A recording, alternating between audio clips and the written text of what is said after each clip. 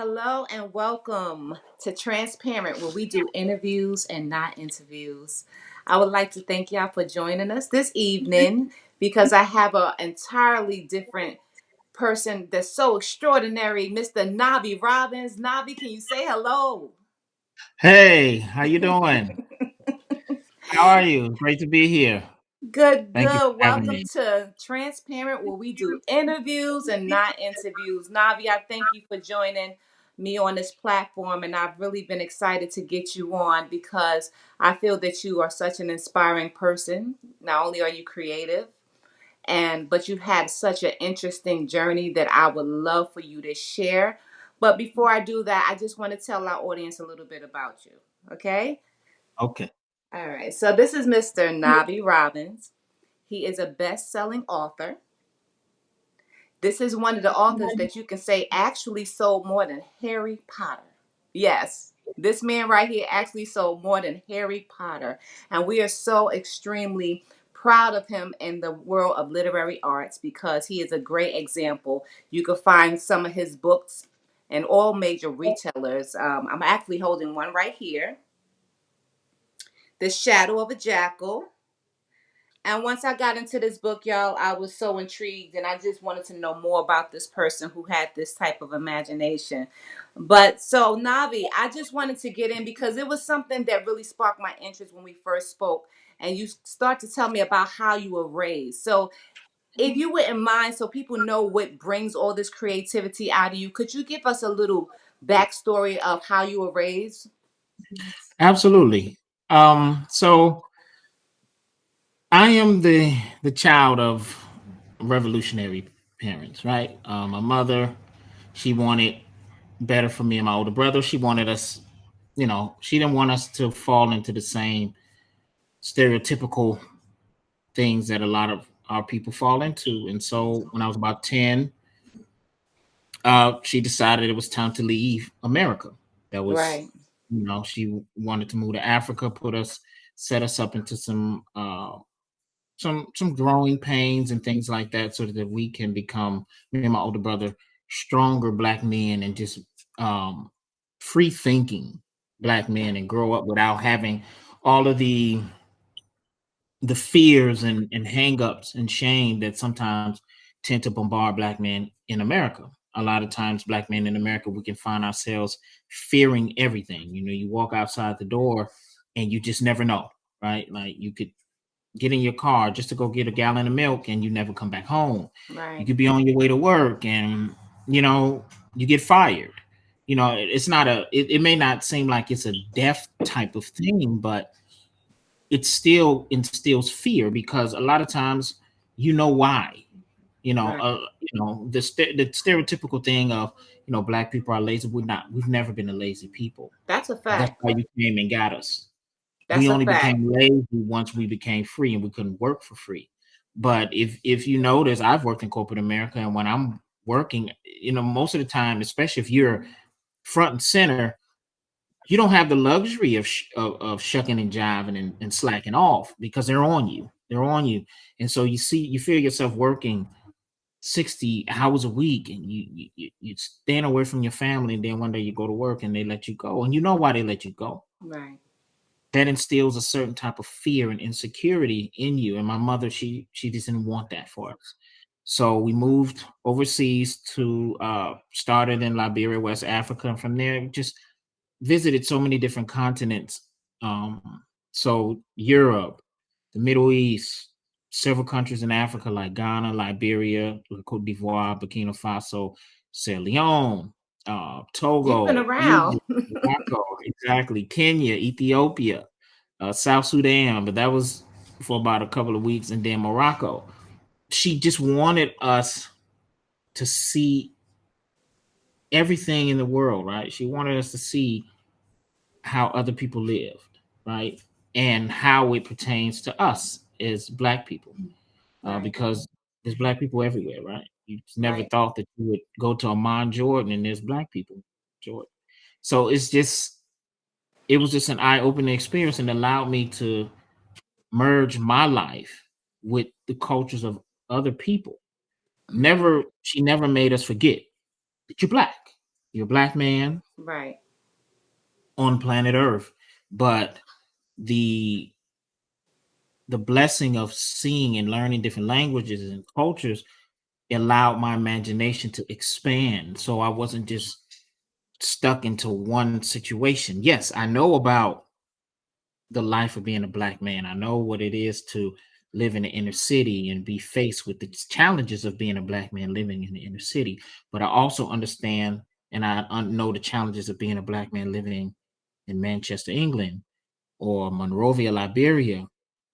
You know what I'm saying? Australia's, or these all these different places, and you merge your life experiences with other people's culture. So for me, it's like when I write, I'm taking my characters from the inner city somewhere else. So you're Right. gonna go to Right. Mexico, you're gonna go to Venice, you're gonna go to England. But when I'm writing these stories, you're gonna go to Africa, you're gonna go to Australia. But when I'm writing these stories, you can feel the authenticity of it because I was there. I lived Right. there. I didn't vacation. So when I write those stories and the characters and the culture and the mannerisms of the people, you feel like you're there. Right, right. So, if you wouldn't mind me asking, when you were there, what was the first initial thing you noticed? Let's say, for instance, Africa. I know you've been to multiple places there, but what was the first shell shock, I would say, for you as a child when you entered these regions? Oh, I'm my mom, right? We get out of the airport and we're waiting out front. First of all, they stole our baggage. That was the first shell shock, right? I had my pajamas and clothes and little bit toys all gone. All I had left was we had like our carry-on bags and my teddy bear. I was 10 years old. I had a teddy bear. And we walk out in front of that's the first shell shock. We walk out. And so my mom is looking to her right and she grabs to me and my brother, like, look at that monkey climbing the tree. And I look and I was like, Mom, that's not a monkey. So that's somebody's kid. And so like the Liberian people heard her call Oh, little kid a wow. monkey. Oh man. No She's people about like, to what did get she say? y'all done in the What first did she five say? minutes. You call the little boy a monkey? Do you have to call the little boy a monkey? What team that? Man, I'm like, what? Later on, we laugh, right? But my mom's, we never let her live that down. I was like, you was about to get us Yeah, it was deported about to be over. before we even got the cab. Another shell shock was living in an underdeveloped nation, right? Hmm. So Liberia, you be, you have to be taking a shower in Liberia is like playing double dutch. Mm. So the water could be running, and then while you're covered in soap, it'll turn off. And it won't come back on for the next 3 to 6 months, maybe. Oh, wow. So now you're butt naked in the bathroom, Covered and in now you got to soap. figure out covered in soap. And in Liberia, we use black soap. I don't know if anyone's ever bathed for black soap before, but it Uh, burns. It yeah, yeah. burns. So now you burning and you I would naked. imagine. And so the closest body of water is probably like a mile away. So you got to figure this out. In the sun. And in the sun, absolutely. And Mm-mm. don't let it be dark because the water, most of the time when the water went off, the lights went off with it. So if you taking, so we were always, because we went to military school. So when we would get into the showers, we would all try to rush to get into the showers before the sun went down. Mm-hmm. Because once the sun went down and you got caught in the shower and the lights went out, oh, It's hard to you in the find your way dark, to that lake, huh? you naked, and you burning. It's not a good thing, right? And it was a co-ed school, so the girls had their barracks and the boys had their barracks. So you would have to run past the girls' barracks to get to the creek, right? Oh, So you're not gonna put on your clothes covered in soap because then you're gonna get in trouble because that's your uniform. You're not supposed to right, do that. right. So you have to figure it out. So those are some of the Wow. culture shocks. So at 10 years old, it was a lot at first. Like I was like, what's going on? Like, because you're used to lights when you go in the house and you flick the light switch, it comes on. Right. You're used to turning on the faucet. So it took a while for me to get used to Let me take that back. It didn't take me a while because going to those types of school, you don't have a lot of time to acclimate yourself to this new culture, right? So, Right, right. um, as a 10-year-old boy, I wasn't strong enough to carry, 5-gallon buckets of water and containers and stuff. And I had to get myself strong real quick because those were some of the chores that we had. You had to go get certain amount of buckets of water for bathing. You had to get Mm-hmm. certain amount of containers of drinking water. The drinking water was even further than the creek where you would get the water that they would bathe with. Right. And so, and you had to get enough water for the boys, the teachers, and the girls because the girls weren't get, that wasn't their portion. The girls didn't get water. Oh, good They day to be a didn't. girl. No, they didn't get water. They didn't go get wood. They didn't do none of that. You know, you that was the boys. So everyone had a certain quota that they had to meet. So most of the time we would get up at 4 in the morning. And I'm 10, right? And usually, like, I was complaining my mom would wake me up at 6 to go to school, and it's 4. I'm Hey. like, what? Well, I'm sure she had Hey. the greatest of intentions sending you all to you and your brother Yes, to she military did. school.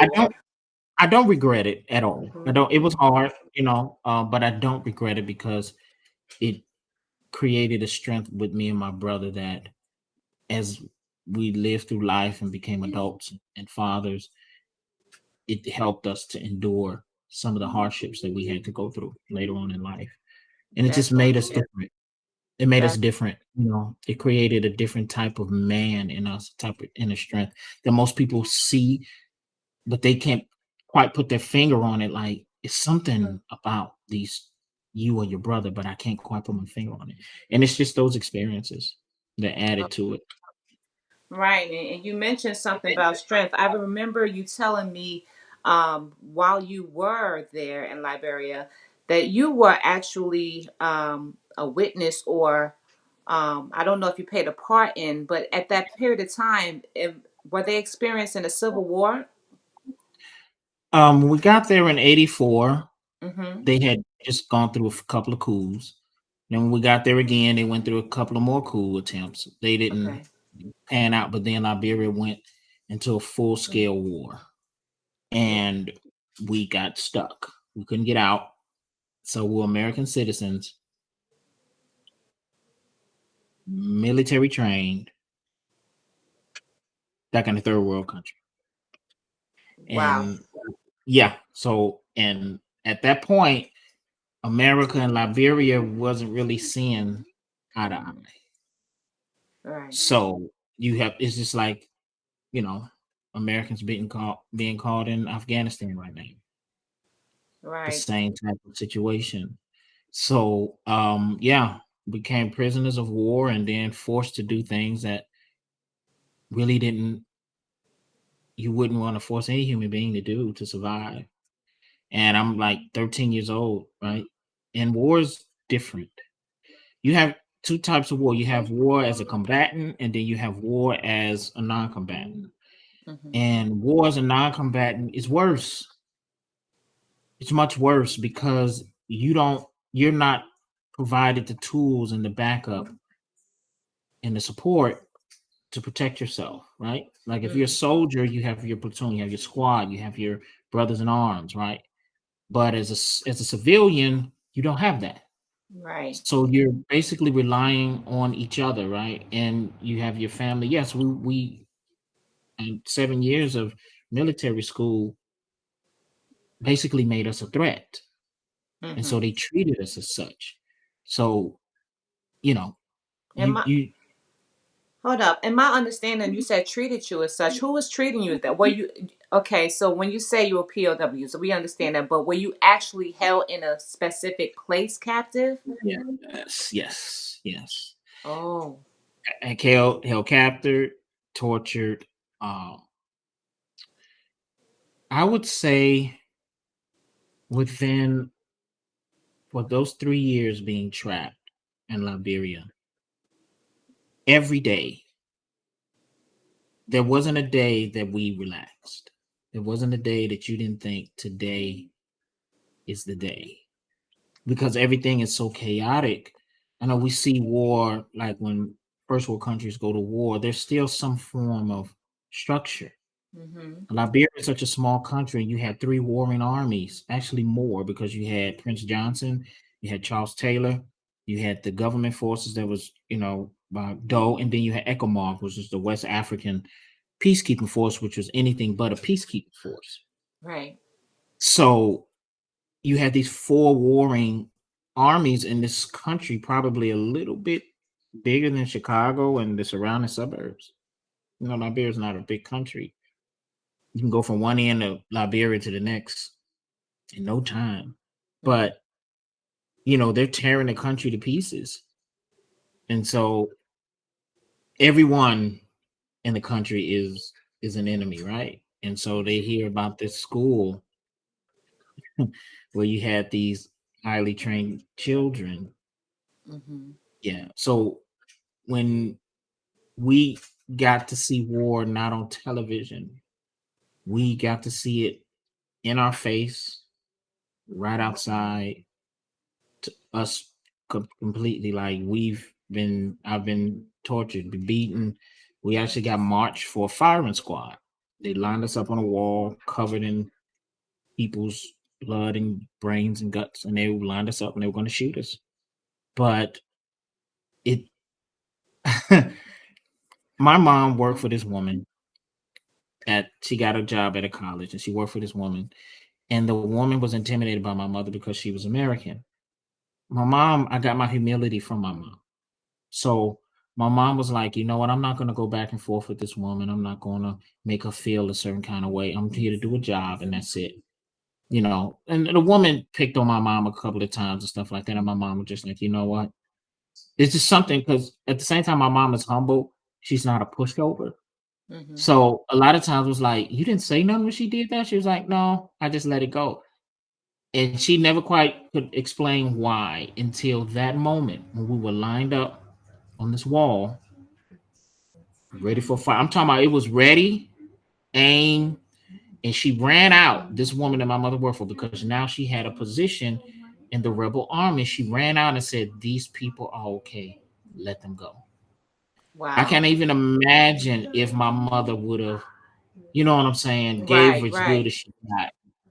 That woman probably would have sat back and watched my mom and all of us get killed, and not Wow. even, So it knowing that, it taught me a valuable lesson. As I was like 13, it just taught me a lesson about empathy and understanding. Like, you don't have to agree with people, Right. but you can understand. And so my mom, she has that gift where she may not agree, but she understands that you are imperfect.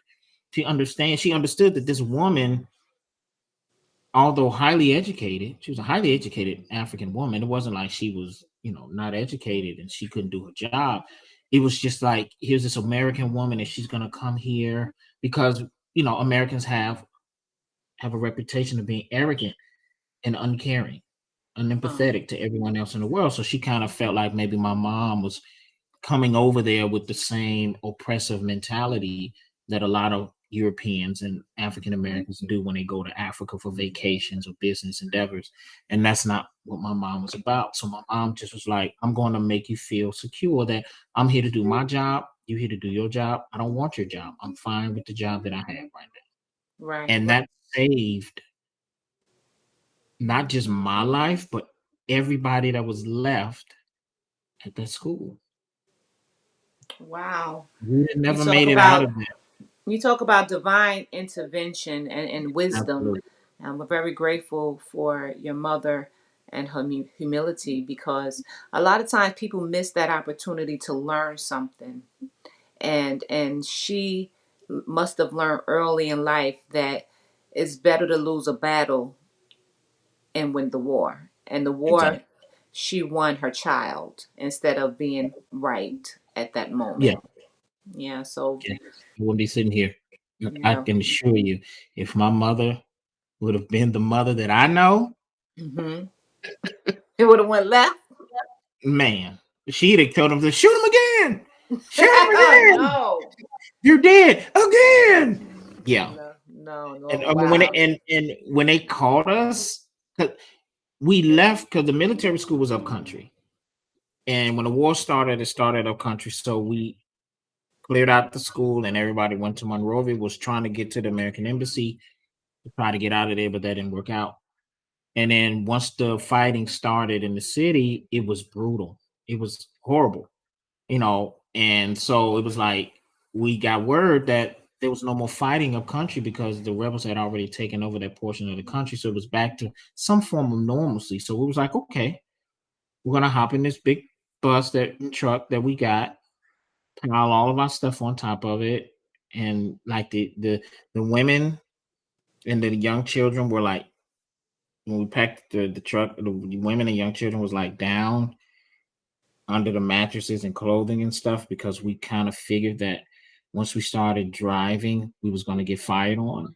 And then the teenagers, which is me, and the men, we were up top, out in the open, just uh, target practice. And I can imagine it. I'm hearing you and I'm trying to visualize that, but all I can think is that we probably never seen anything close no, to that here in the United not States. even not even in a movie.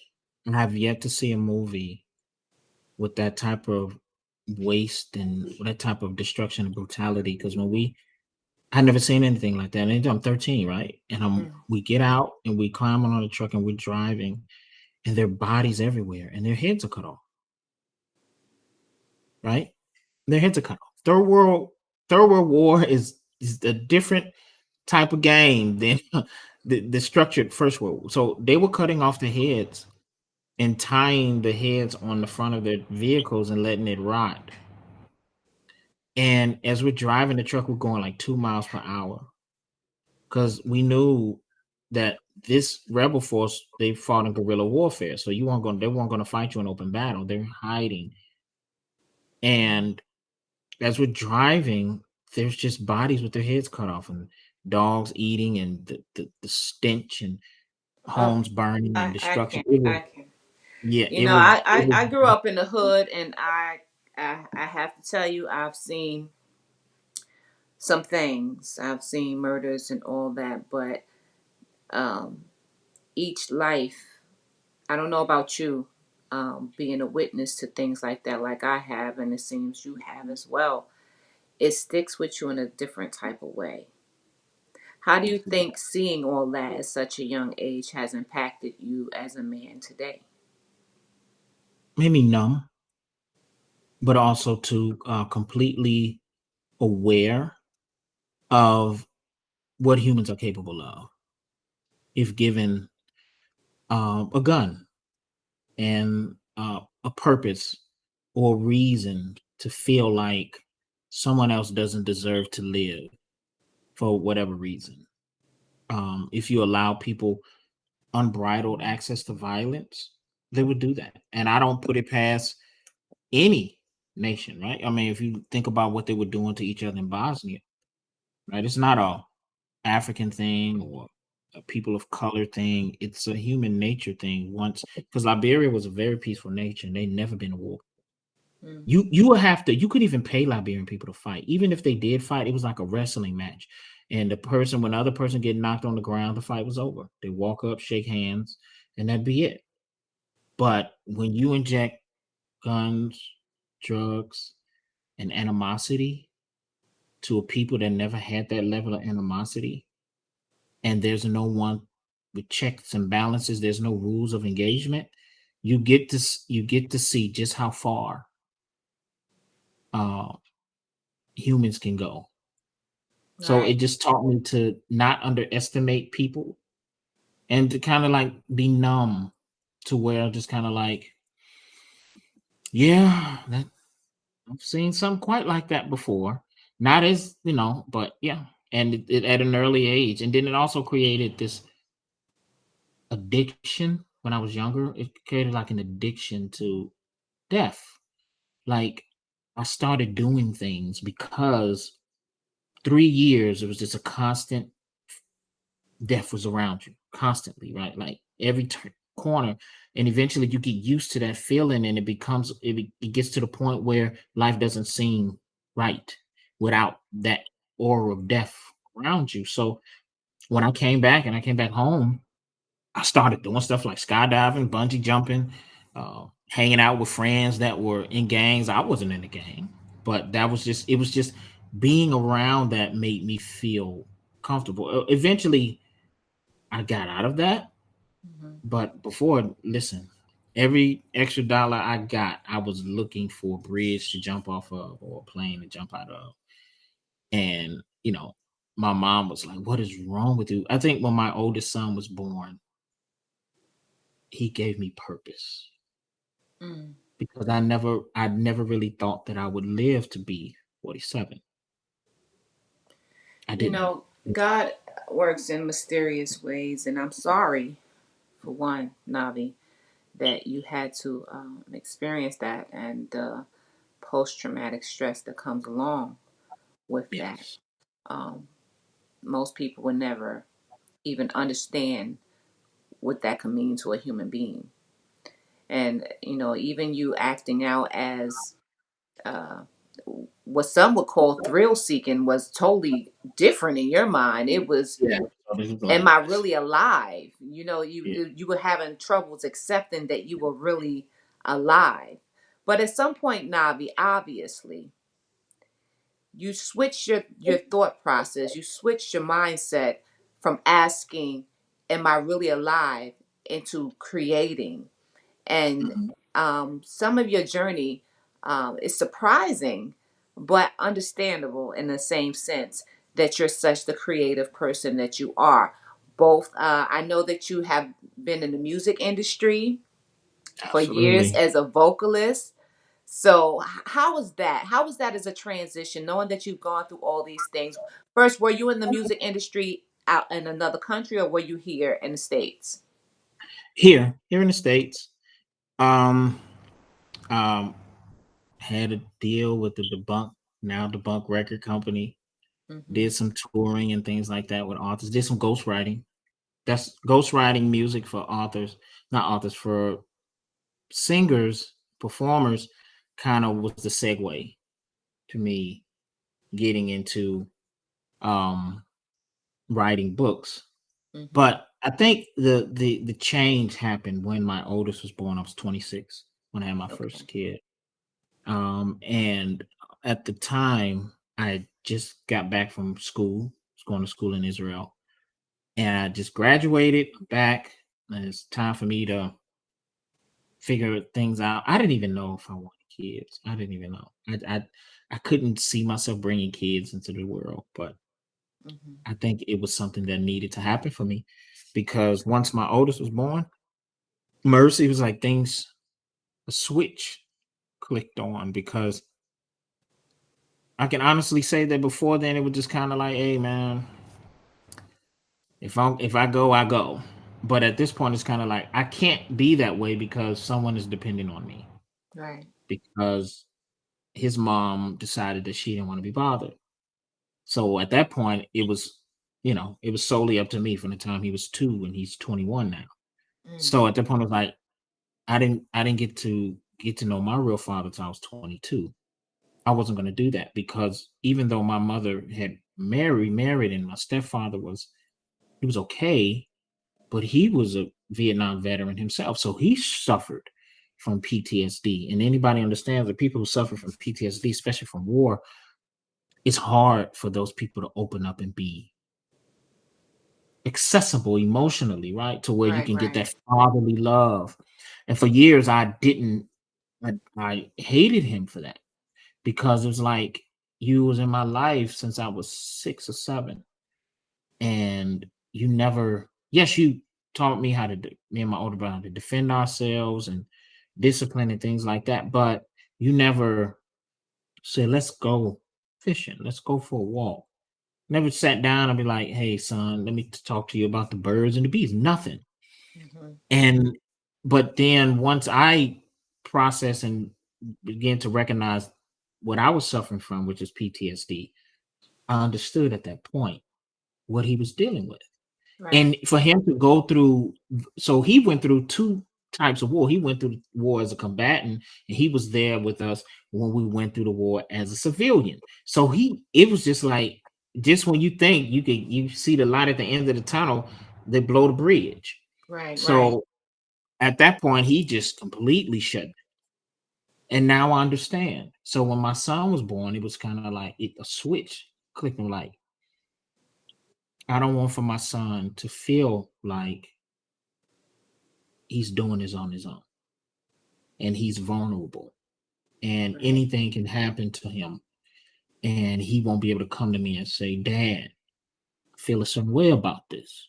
Right. Or, Dad, this person hurt me. You know what I'm saying? And because I didn't have that. Right. So I was like, I had to gracefully bow out from my music career because it was taking me. Well, I was doing a lot of touring. It was traveling, and my mom, and my dad, they got together, and they were willing to help, but they're Right. not his parents. Right. So eventually, I just kind of gradually phased myself out, and being a single parent with him in the house, I pick him up. I go to work, pick him up from daycare. That's it. There's no going out, hitting the streets, having a good times. It was just me and him in the house. Hmm. So that's what gave me the time to sit down and start to cultivate my mind. So I started teaching myself how to repair computers, how to do this, how to do that. And then eventually I started writing, and I have written about 11 different stories that I never finished. Mm. And then when my youngest son, Aiden, was born, his birth just kind of sparked something in me. I finished my first book after 2 years, and everything else has been great since. And I can definitely say music was I thought that's what I wanted to do. I Hmm. want to do music. I wanted to sing. I wanted to have myself on the stage and platinum records and everything else. But I can honestly say that being an author and a creator, it fulfills me even better because I am able to express myself while also being private and not being Right. exposed. Right. That is a liberty that a writer has. Myself having that same background in entertainment, you only have one image, one face when you are an artist. When you're an author, you can have many different faces, and you never have to be held to just one specific genre or style. It's not limiting at all. And I know that you've explored different styles of writing as well. I know I looked online and I was surprised that people were talking about books that I didn't even know you had. And I'm like, okay, Navi. I'm Yeah, seeing pictures of, your book in airports and oh man, I was like, wow, you have done some things, especially to have started quite a bit later in your career as a writer. How do yeah. you think that? Okay, so everything you've gone through, of course, established the character that you are today. But how do you think that sinks into your characters that you're creating in your books today? Um, I can definitely say that um, for my characters, they're flawed people with great intentions. Mm. I don't like to write people who are so perfect that when they fall from grace, the idea that they were able to get over it so easily doesn't seem realistic. So I Right. like to write people who are imperfect. And then I also like to write women who are not damsels in distress because I pulled that from my mom, right? And other Right. women that I grew up over there, other mothers and young girls, other students who they weren't damsels in distress. Like, and when it was time to fight, we fought, right? When it was time Right. to save someone's life, it was all hands on deck. My mom never made an excuse. She didn't need anyone to save her, even though she had a husband and he was more than capable of doing so. But he also understood that if it was time for the get down, what I'm saying, she wasn't going to be sitting back screaming and hollering. She's going to grab whatever she can to help. And so for me, it's like when I write my characters, I don't want to write a woman, especially black women, as damsels in distress. Like, I need somebody to save me. Right. Right. No. So my female characters in my books, they're very capable, they're intelligent, they're flawed, but also women with good intentions, or even the ones that don't have good intentions, they're still formidable. They're not, they don't back down. They're not women who have this blocker in front of them where they feel like there's something that they cannot do. There isn't an obstacle that they cannot overcome, Right. while at the same time still being women, right? Um, and then for the men, the same thing.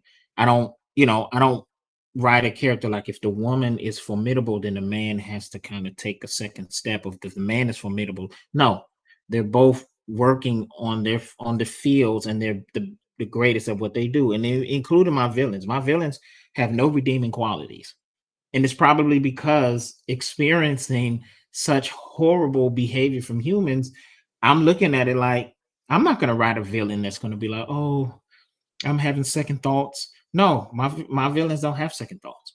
If they intend to kill you, that's what they're going to do. They're going to do everything they possibly can and pull out all of the stops. There is no sneakiness. There is no petty. They don't go. There's no depths that they will not go to get what they want.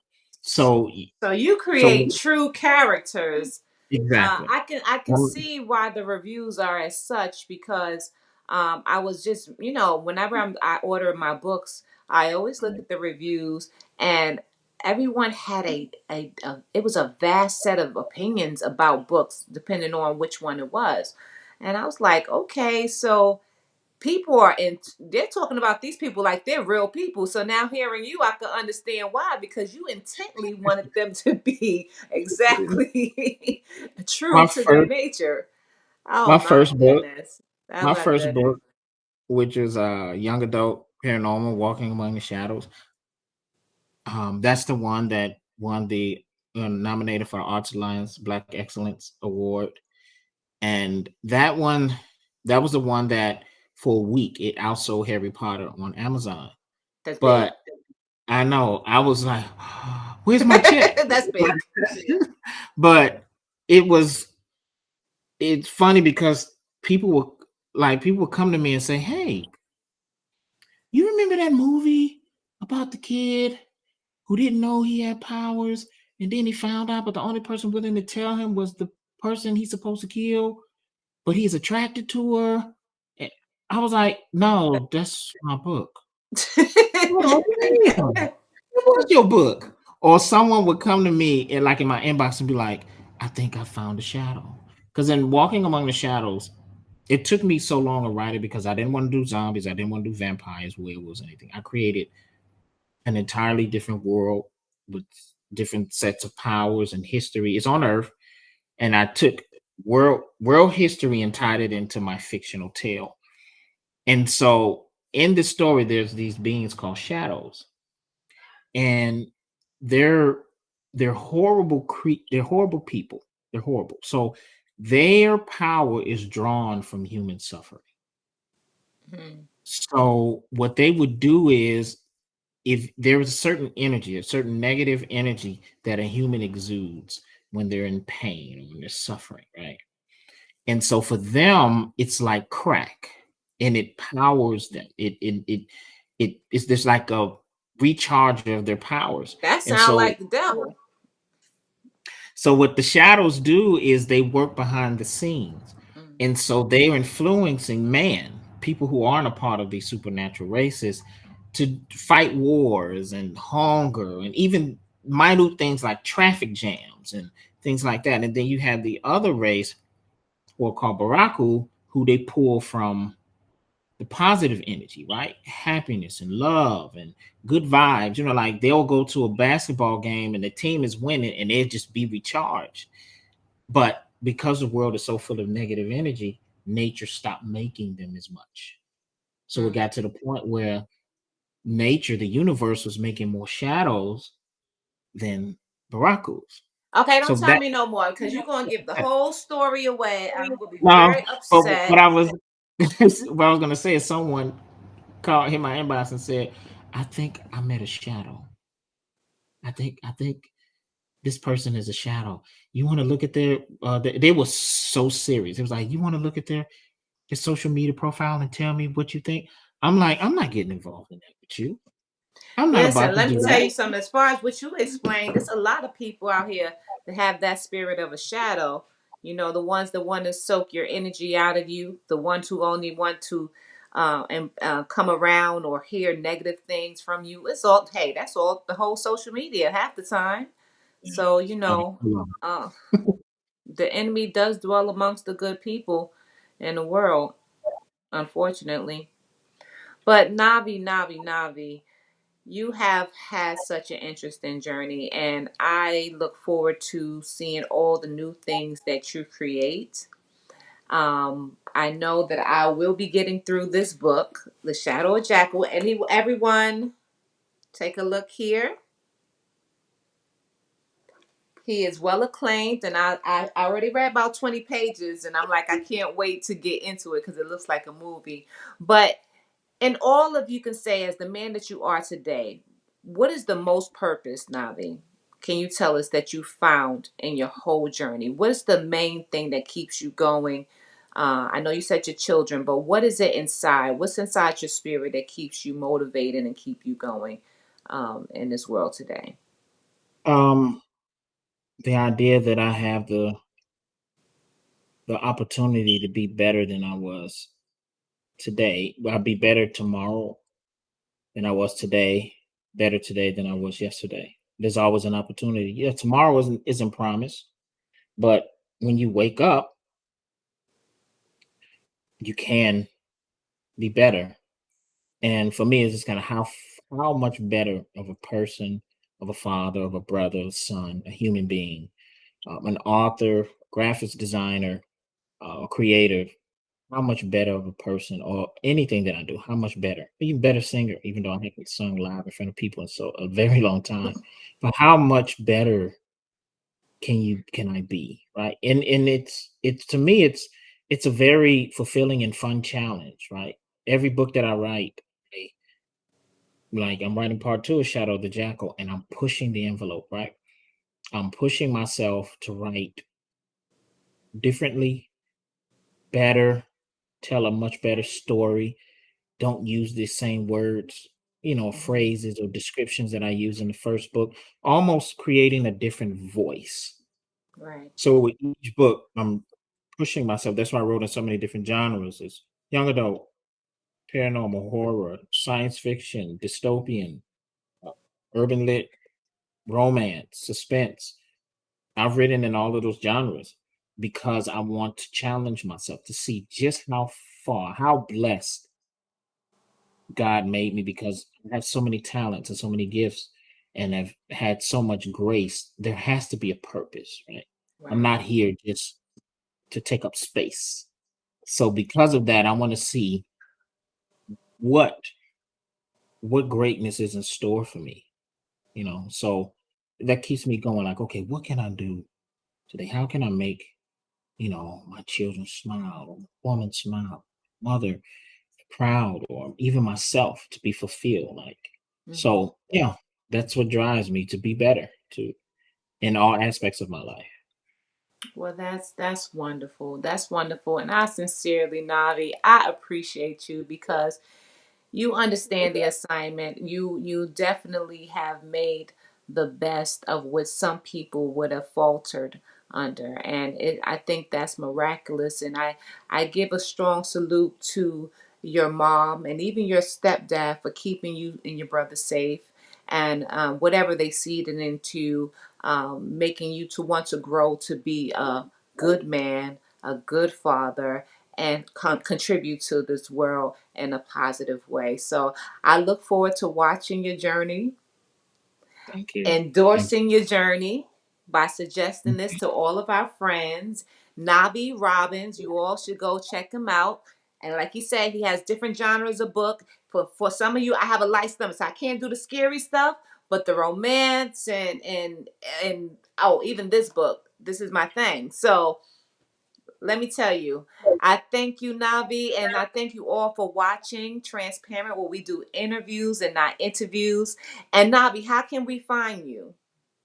you. Thank you. I just want to say thank you for having me. I really appreciate it. Appreciate you. Thank you you such a bright light and positive. Your energy is just great. So it just makes Thank you. this an easy interview. They can Thank you. find me at my website, www.navirobins.net. If Mhm. someone needs graphic design work, book covers, trailers, logos, websites built, promo material, you can hit me up on my business website at www.nsgraphicstudio.com.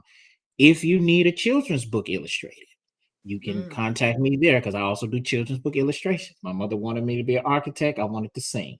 So I have the talent to draw. You can contact me at www.nschildrensplayground.com, Okay. or Facebook, Author Navi Robins, Instagram, the same, and Twitter, Anavio Shadows. Wonderful. I'll make sure to add that in the handle. But to you and your family, I wish you a blessed night and thank you for living in your purpose. Thank Appreciate you, you. bro. Good night. Appreciate you as well. Good night.